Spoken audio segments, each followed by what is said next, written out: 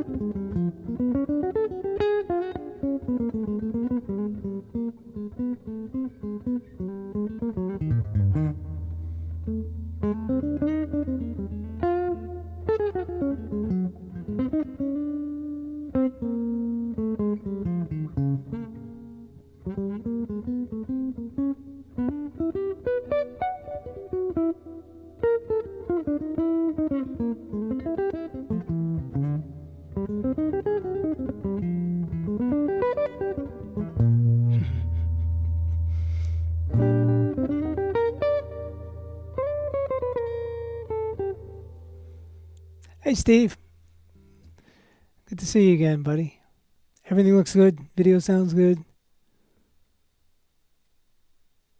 Cool.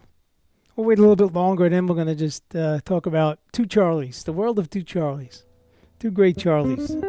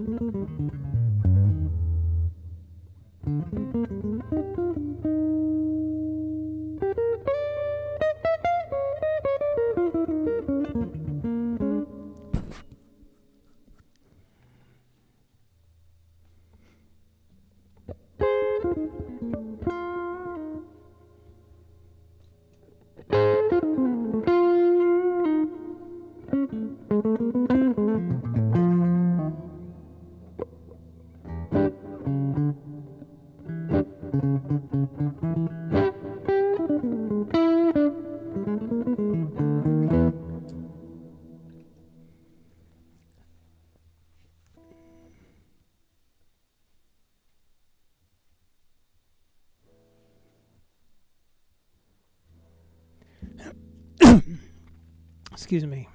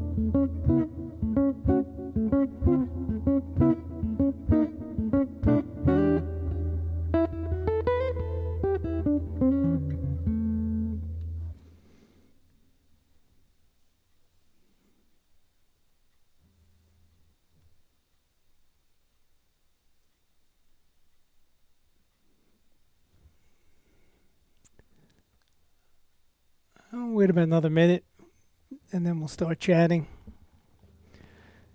Shoot me any questions about this topic, or anything else for that matter.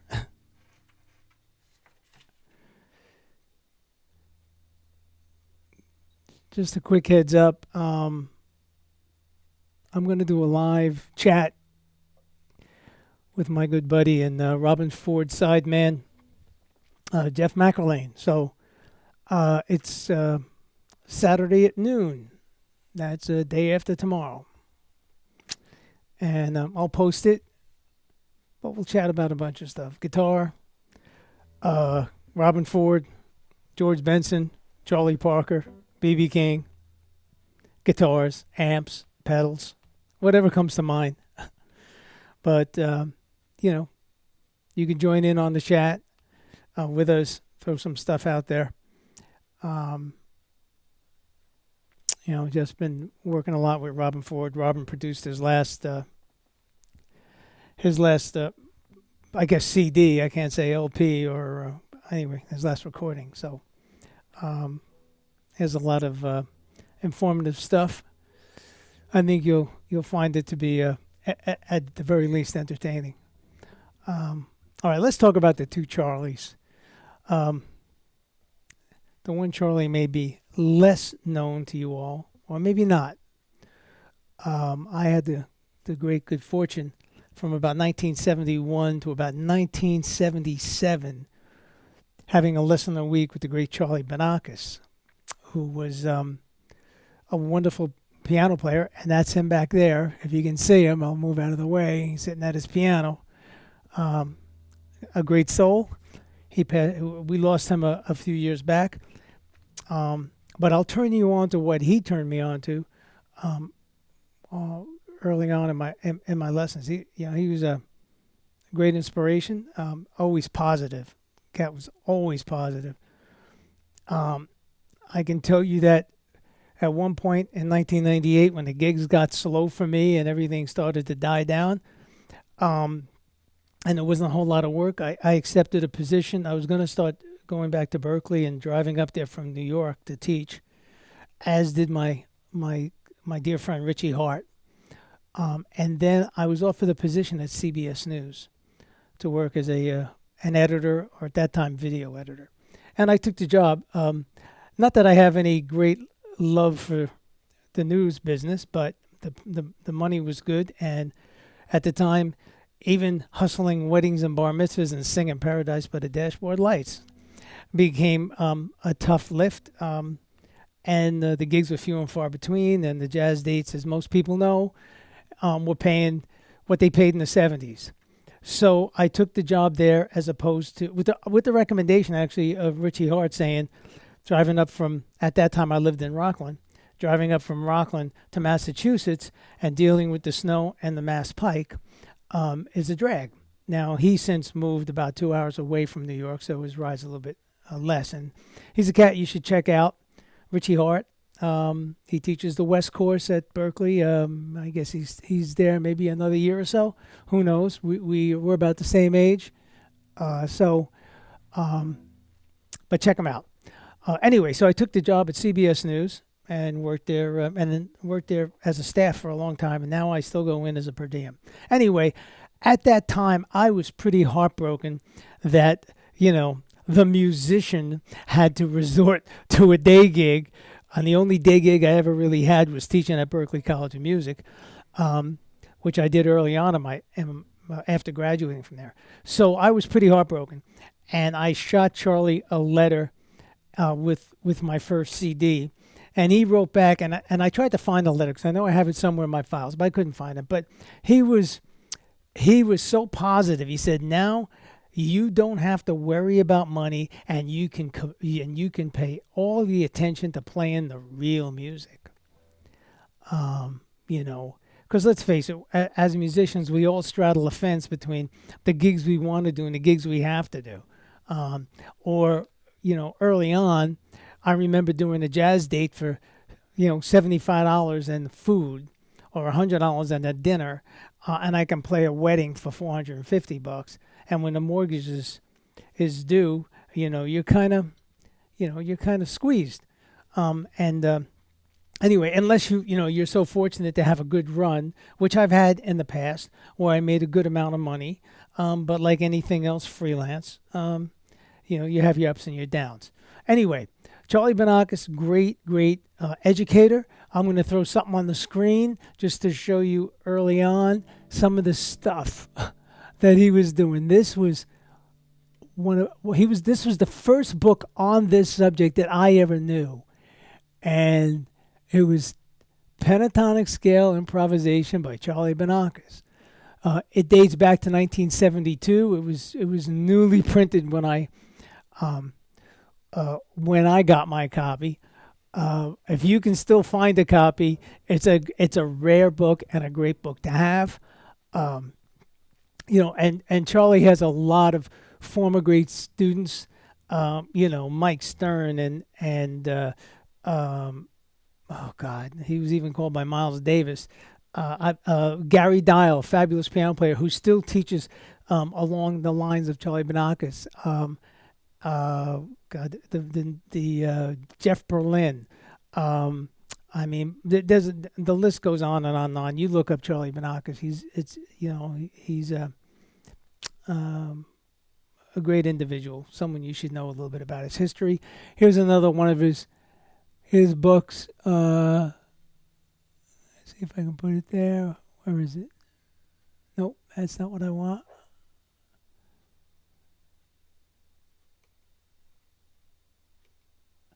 Here's the other one that's you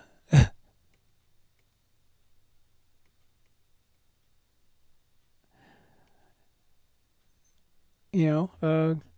So anyway, that's a bit of a history about the man that's behind me. I'm going to get rid of these. I'm going to get rid of these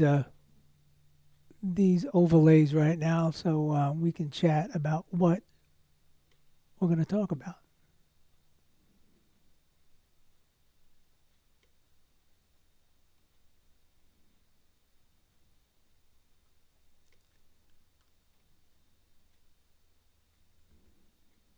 So, as it pops up on the screen, chromaticism. What's chromaticism?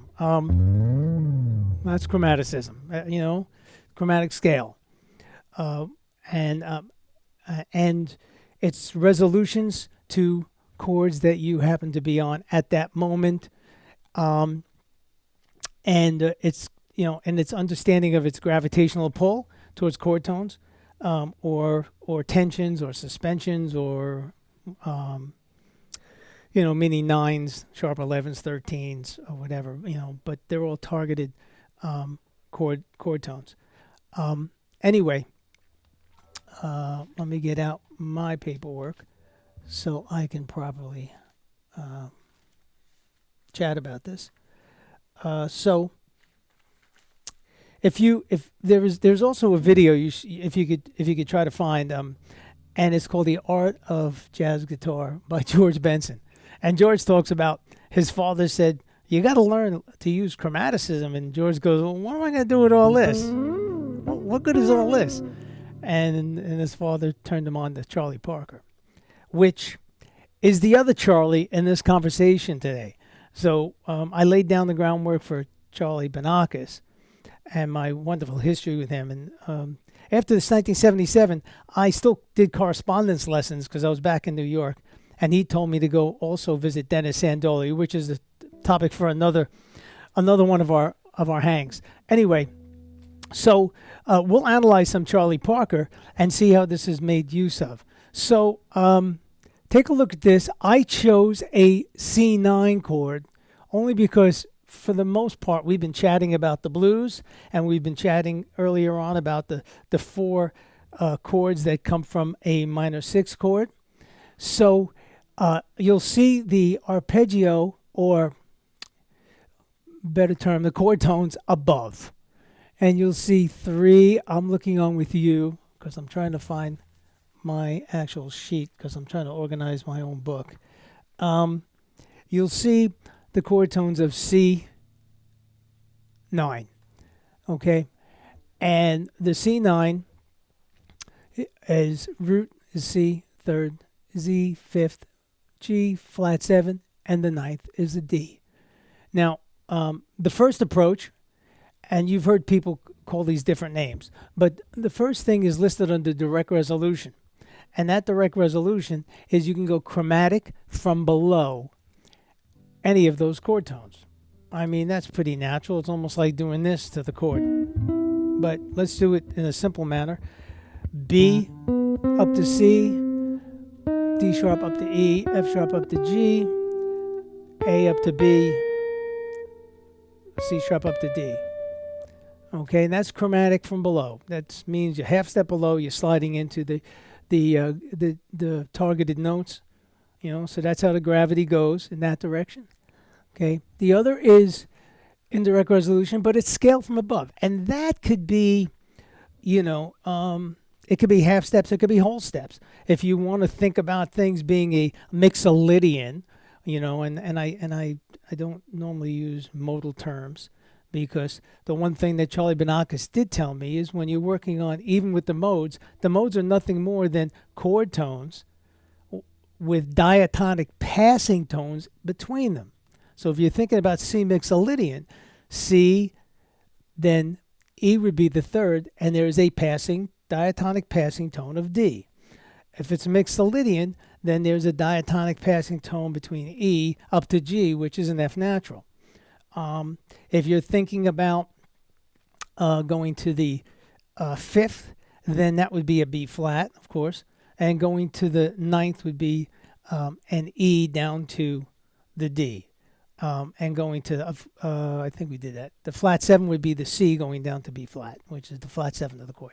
So, but, it could be any of the above. It could be a chromatic from above. It could be a whole step from above, which would, if you're approaching the E, would make it more like a Lydian flat 7, which would now be F sharp. But anyway, you'll see that I gave you options up there if you can see it close enough on the screen. I'm going to try to raise it up a little bit more without covering my hands or my face so you can readily see it.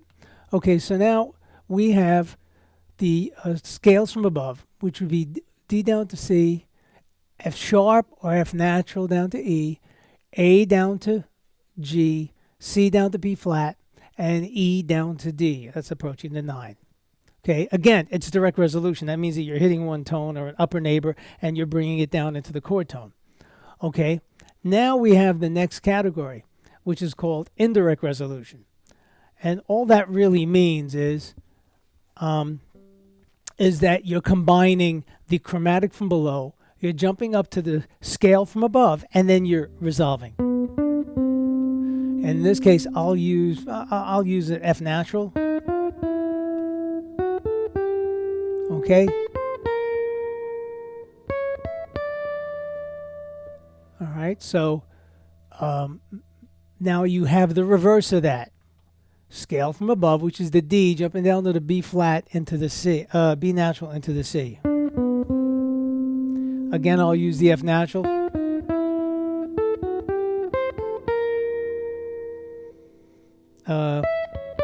And that takes me to the 9, which is the E down to C sharp and up to D.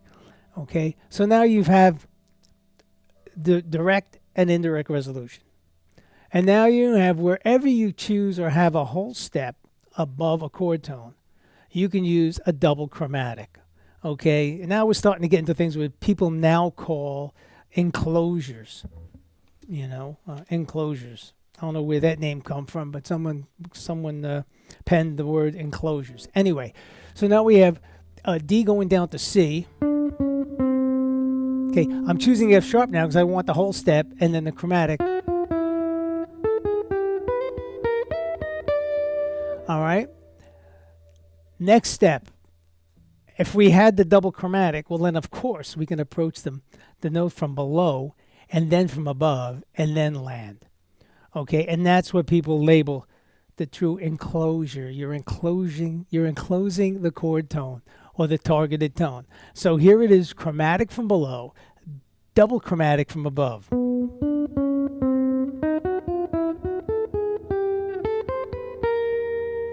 And last but not least, And of course, if you can go chromatic from below, then we can go double chromatic from above, chromatic from below, with the reverse of that enclosure.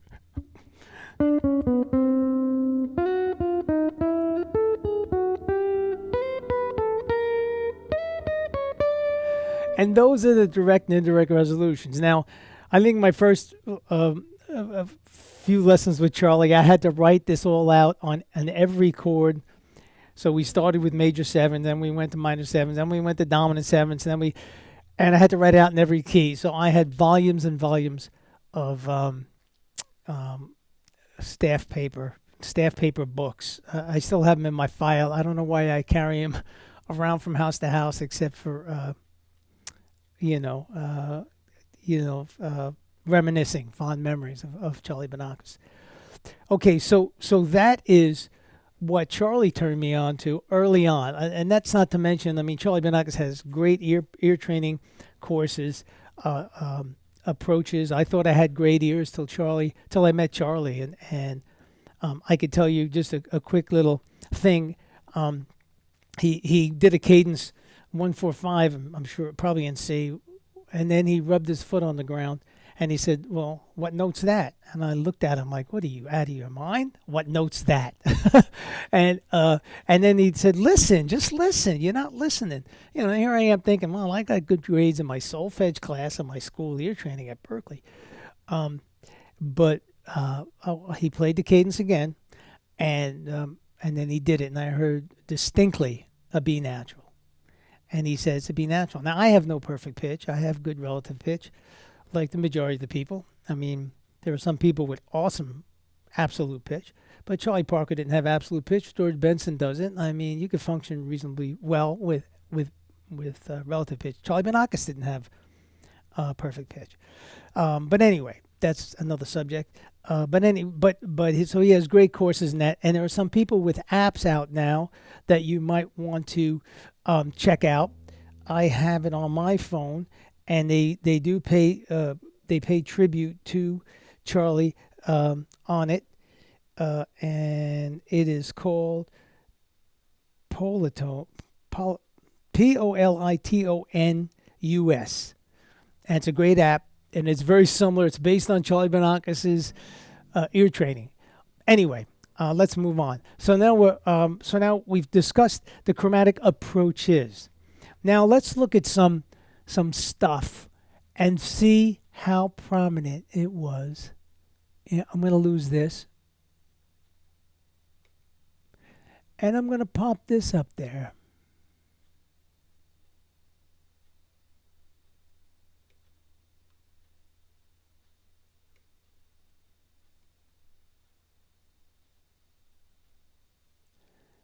All right, this is a solo a segment of Charlie Parker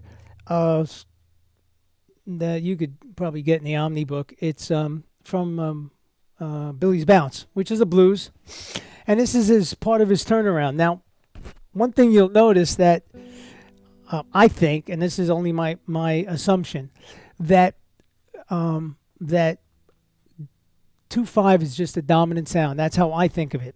I tie them both together.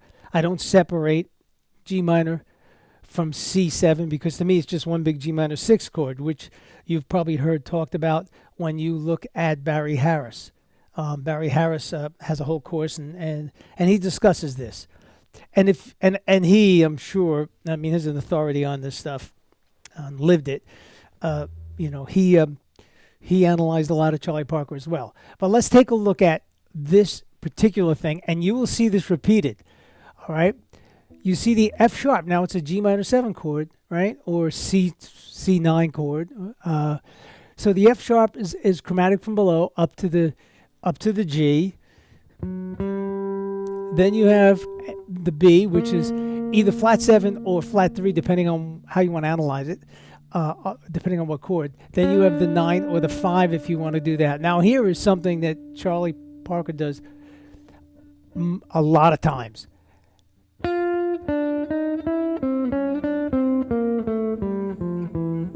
And he uses a flat 9 here. Sometimes he uses a regular 9. Okay, So if you notice, he's going scale from above, which is the or.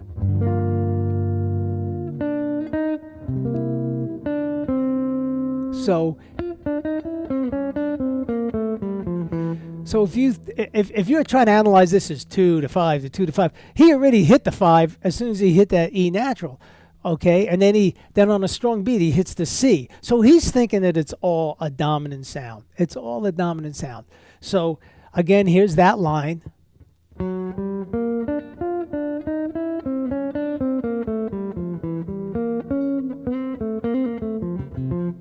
Okay, and it's all C7. Now, can you use this playing the blues? Of course. Could you put a pedal on and use it? Of course. You know, it's all music. You know, you want to push to have your own sound and your own style, so you draw from as much as you can, from as many influences as you can. Now, let's take a look at this one. I'll click it on, and we'll compare them. Not that one, I don't think.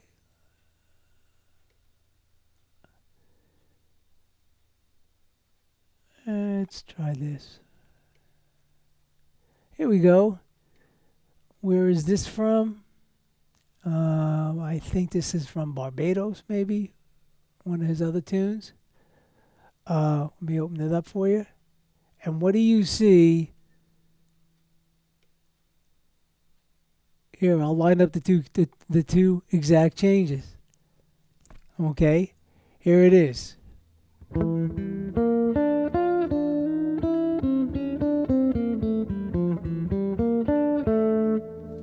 Okay, so you see the use of chromaticism there.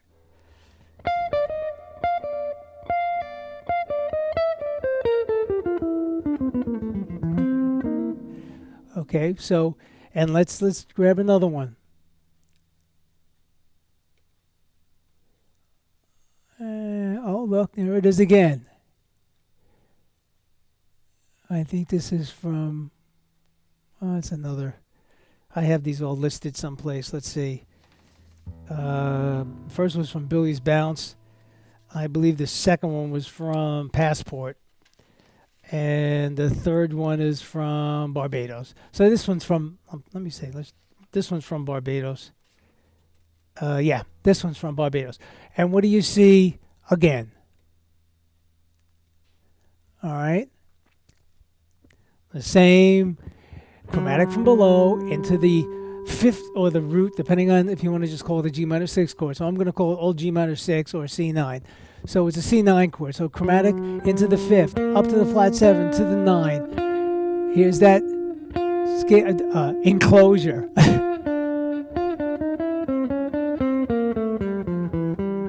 Here's the flat 9. Oh, all right, so we did that one. I'm playing the same one. That's how repetitive these are. Which one do I want? Oh, this one. This is the one we're shooting for. Okay. Here we go. It starts out the same. Chromatic from below.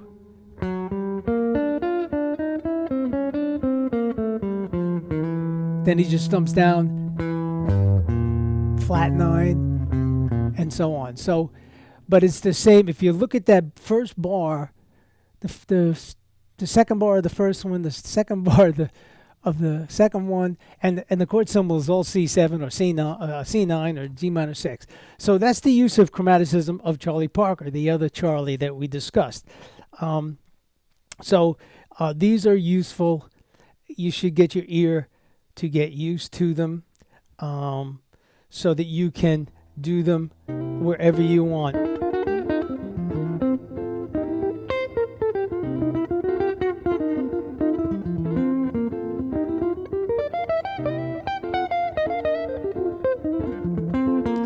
Like such. Anyway, I'll shut that off. All right, so let's move on to one other topic I'd like to discuss today, and that are bebop scales. Now, what is a bebop scale? Let me lose some of this Charlie Parker stuff, and we'll discuss a bebop scale, and I'll put them up.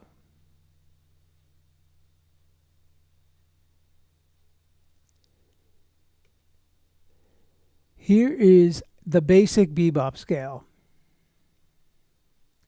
And the reason why I'm calling it the basic, because there's, this was a handle that was given to a bunch of things that were moving in stepwise motion. So if it's stepwise motion, we just take the liberty to call it a scale.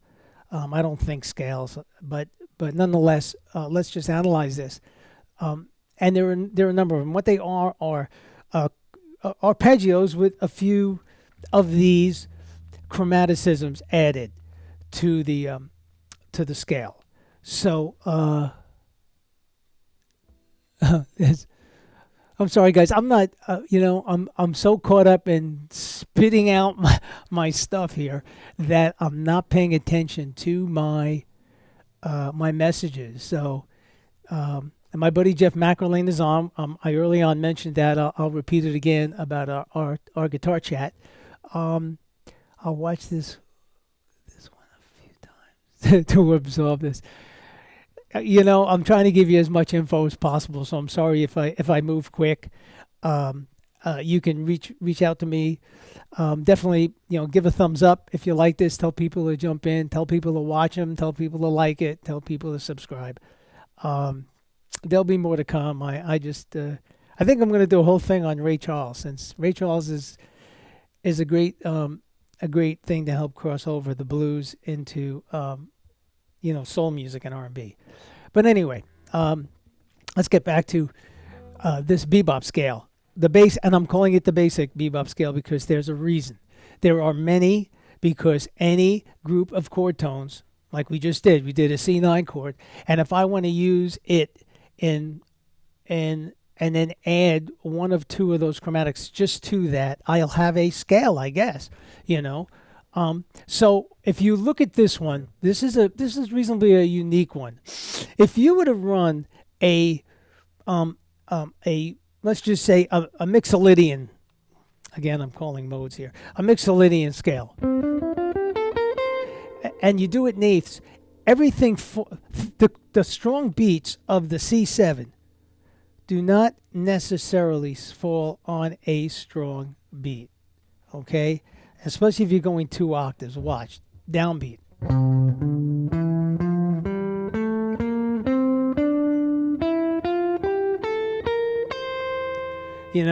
But if you add one chromatic note in there, and in this case I'm using a major 7, which is chromatic from below to the root, then if you play it from any chord tone of a C7, and you do it as an eighth note, you will always land on a strong beat. Now, is it imperative that things land on strong beats? In the scale of 1 to 100, I would say, yeah, 80% of the time your melodies will sound stronger. Does that mean that you have to do it all the time? No. But once you get your ear in tune with playing on these changes, then your ear will kind of tell you where the strong beats are, and if you want to either be deceptive about it and not land on a strong beat, or you'd rather be more deliberate with it, that's up to you. That's your that's your poetic license. But anyway, let's just run through the scale for a second. All right, I'm going to do it. Well, I'm used to reading up an octave because guitar is transposed up an octave. So here it is.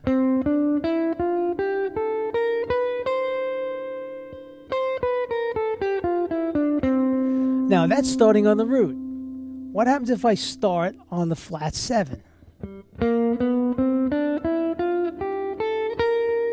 Right? So no matter where I start, I will be on a strong beat. All right, let's do it on the 3rd. Let's do it on, what did I miss? The 5th.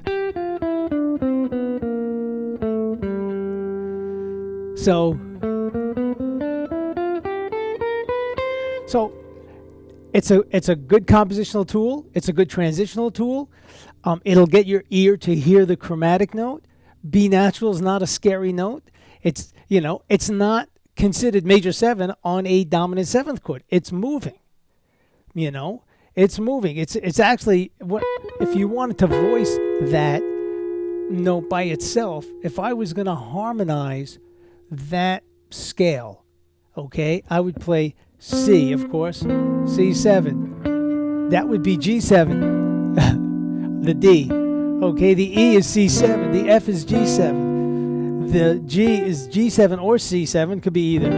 Okay, the A is the 13th, then the B flat is the flat 7, then this is a G7 chord, bringing me back to C. So it's a scale that chromaticism, when they're to be harmonized, they are dominant sounds. But anyway, I'm making a right or left hand turn here on y'all. So anyway, getting back to that scale.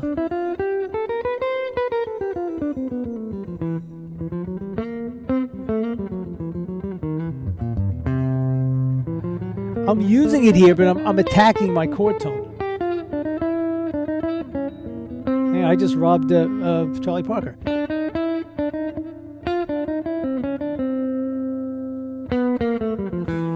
Chord tone, I'll go down the bebop scale. Oh, now back to I'm doing a line.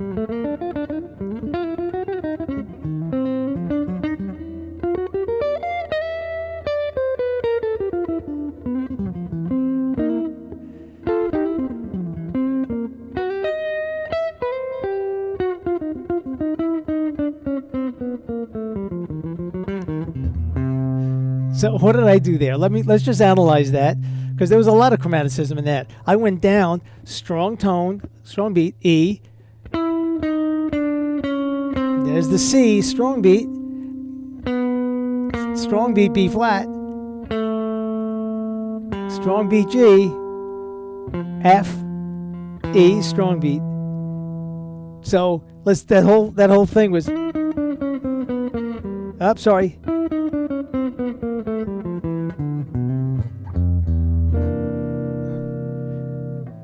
All right, so that's making use of that bebop scale. That one happens to be a very clever one, because of the fact that you start on any note of the chord, the assumed chord.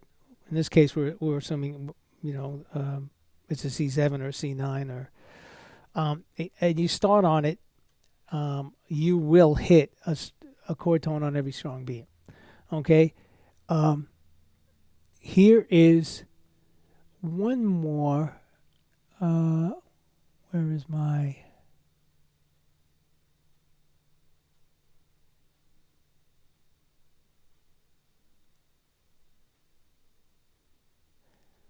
I have another one with a few more on there. I just wanted to post.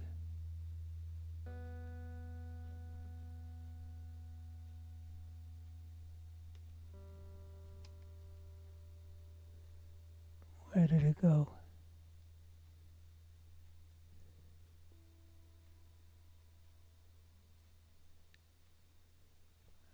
Bear with me, guys.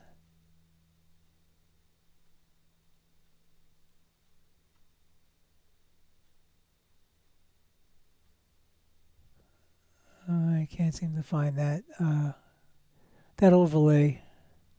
Anyway, I will explain what that is with the other.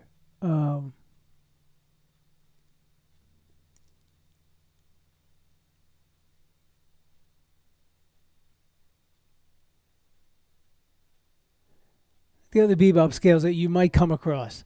One is the scale that you see Barry Harris talk about a lot, and that one has a chromatic note between the 5 and the 6, and that's.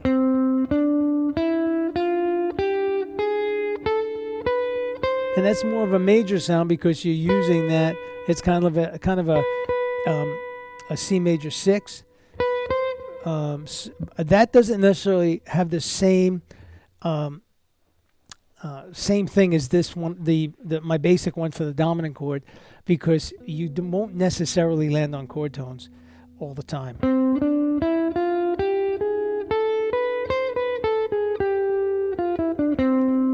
And that's C, D, E, F, G, G sharp, A, B, C.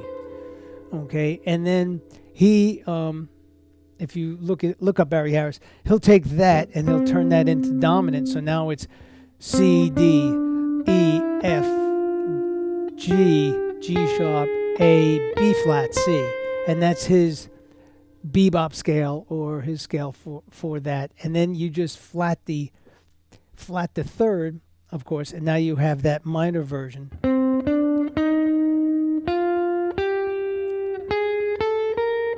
That's minor 7. And in the one that I presented, if you flat the third,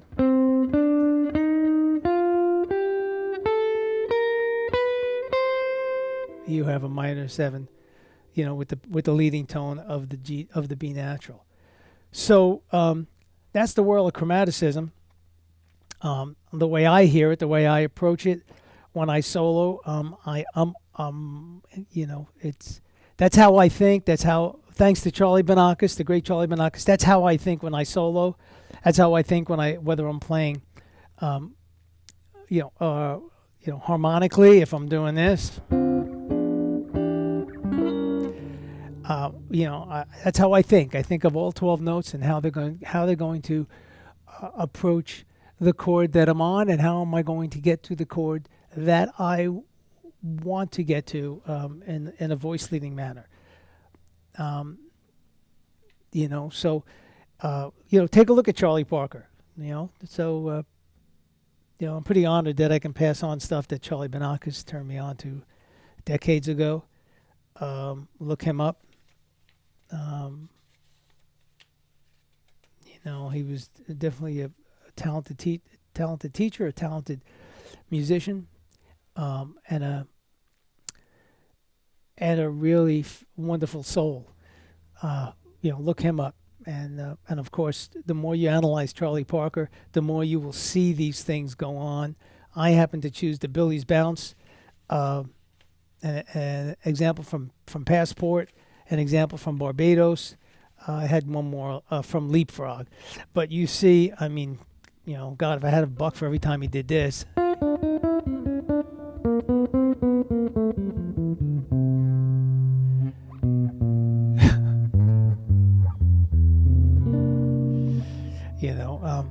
But you'll see it there,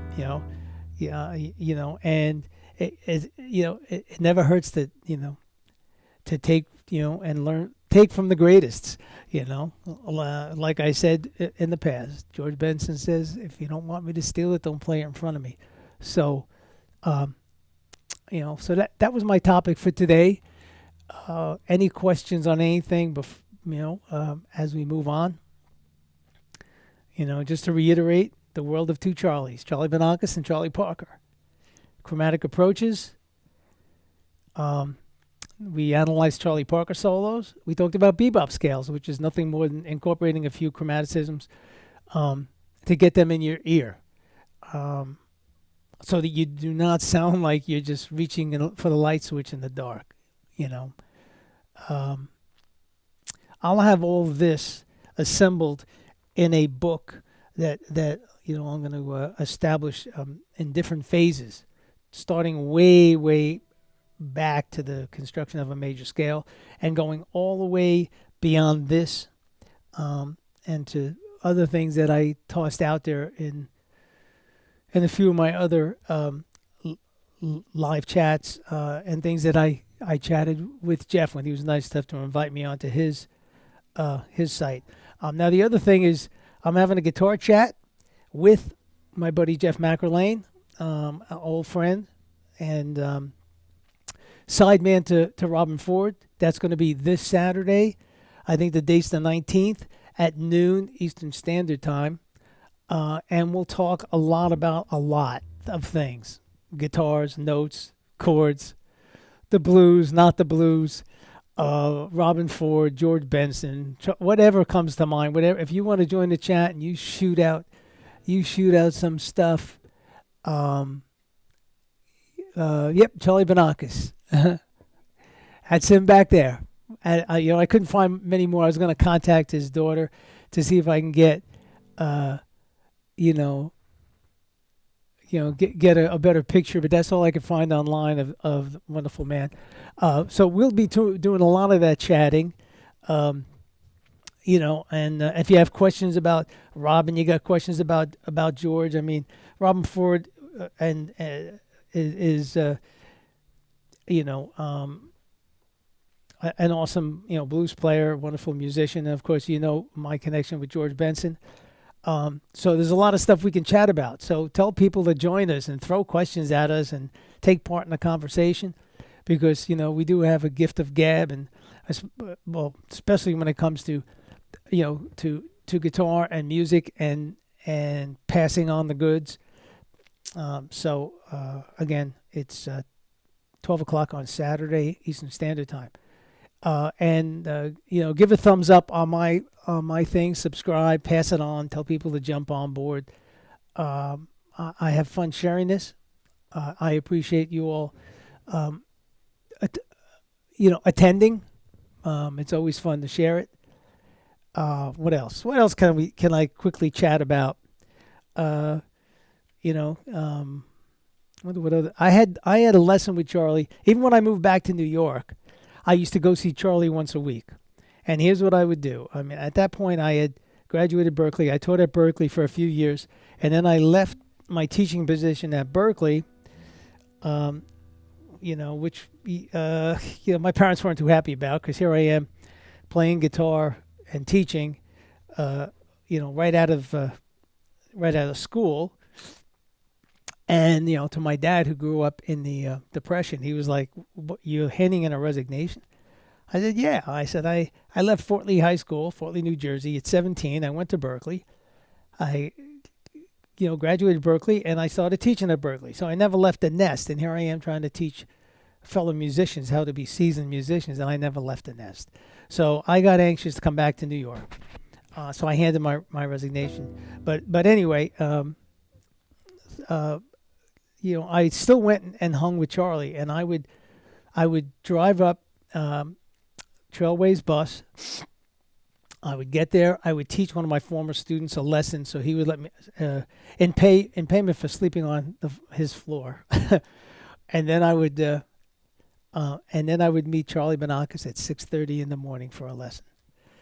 I would come with a cup of coffee for him and me, and Charlie was just as fired up at 6:30 in the morning as he is at 2 in the afternoon, and we had great lesson. Then I would leave his lesson, get back on the Trailways bus, take a nap, and get back into the terminal at the end of the New York side of the GW Bridge, and then head back to New York. Or in that case, I was renting an apartment for my folks in Fort Lee. But Charlie was always on, always positive. I think I have a picture of Charlie with one of his students here, and this is the epitome of Charlie.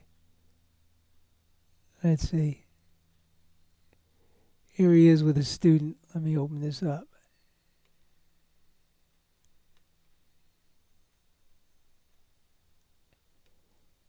That's Charlie. Teaching another one of his students. Always a blast. Always a blast. Heartbroken with his loss. You want to know more about Charlie? There's a website. There's a Facebook page. You can chat with his daughter, another fine piano player. My buddy Luciano Salvatore, great piano player, and his son Sergio Salvatore, great piano player at 11 years old, was touring with John Patitucci and Peter Erskine. But there's a lot of great stories about Charlie. And if you want to go into depth, track down a wonderful piano player named Gary Dial.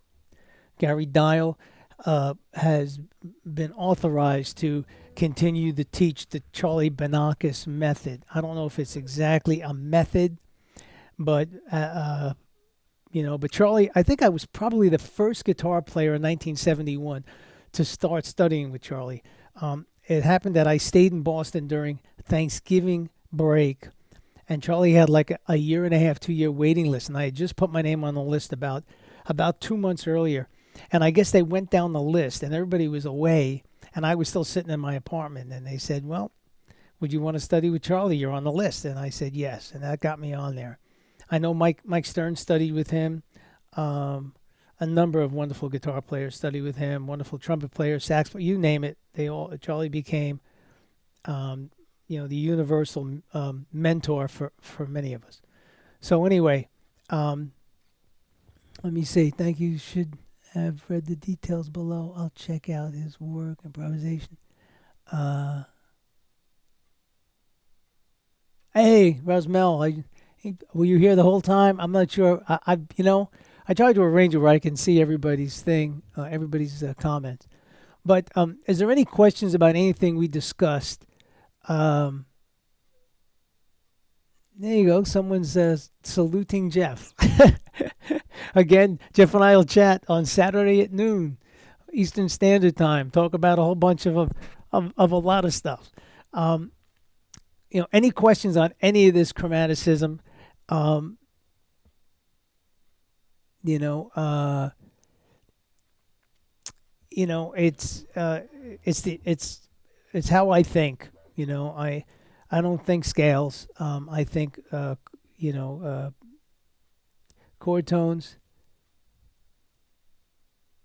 Yes, Gary Dial. Gary Dial is a piano player, great piano player. I think he was originally from Montclair, New Jersey. He lives in Manhattan. You could see him online. Um, I don't know. He pretty much teaches piano, but with the Charlie Banakas approach. Um, anyway, back to how I think. I mean, my thinking is chord tones.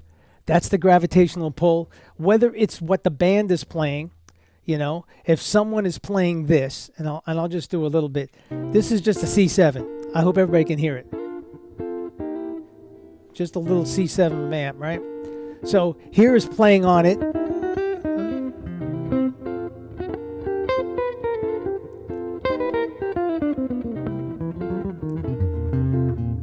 All right. Now I'll play not what's there. Okay.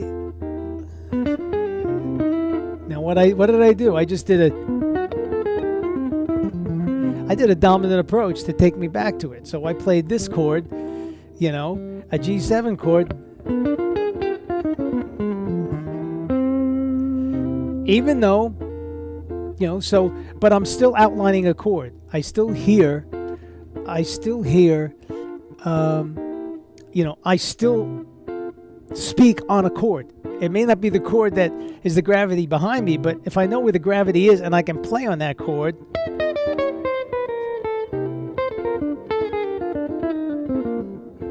I'm playing on the chord. If I stop anywhere, I'll tell you what note stop. Oh, that's the 9. I'm going chromatic down to the flat 7. Oh, there's the major 7.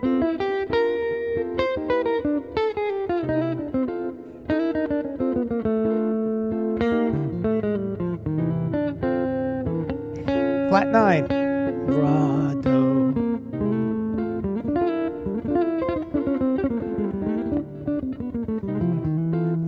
Now I'm going to go to flat 5 sub.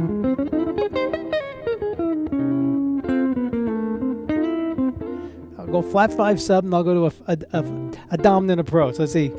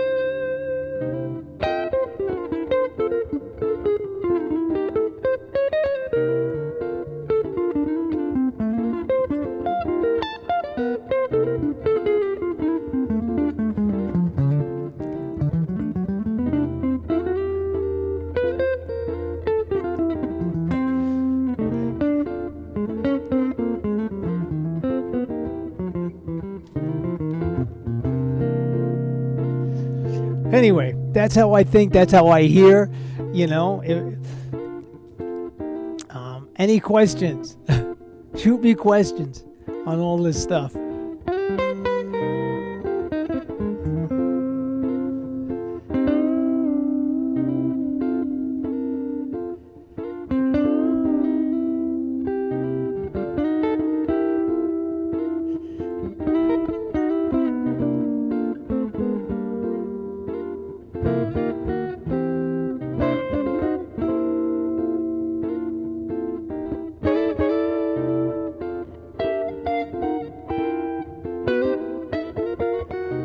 Who's that sound like?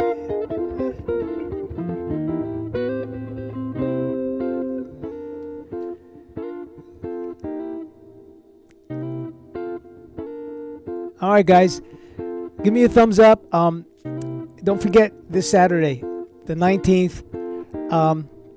Visit Jeff and I as we chat. It'll be my first time trying to do that kind of stuff. Hopefully, there'll be no technical glitches. We did a little quick run through. So hopefully it'll be okay. I'm just gonna,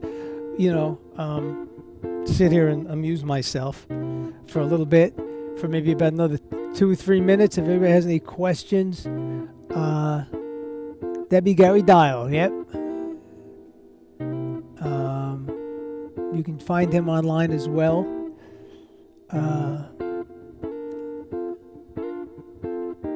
So, I thank you all for joining me. We'll do it again. I just want to give another heads up about Saturday, and also I'm going to hit to my house in Florida for 2 weeks down in St. Augustine, a great town. And so the first 2 weeks of July, I might not be on here because I'd rather not do it off of my just simple little Mac when I have all my little green screen and all that stuff going on. So, yes, Charlie was a great dude for sure.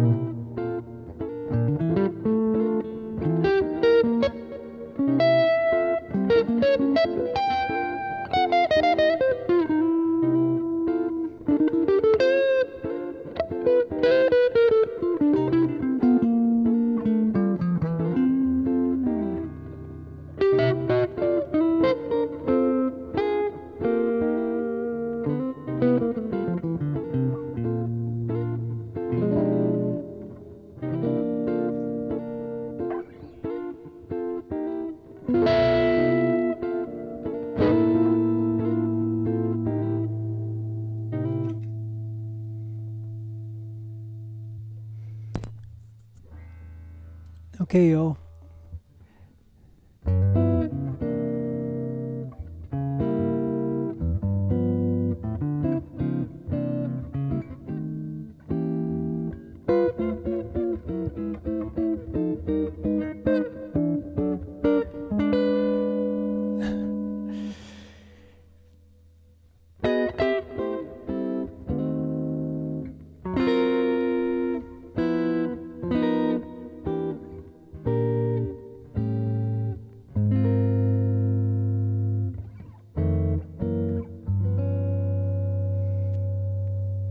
Don't forget Saturday, noon.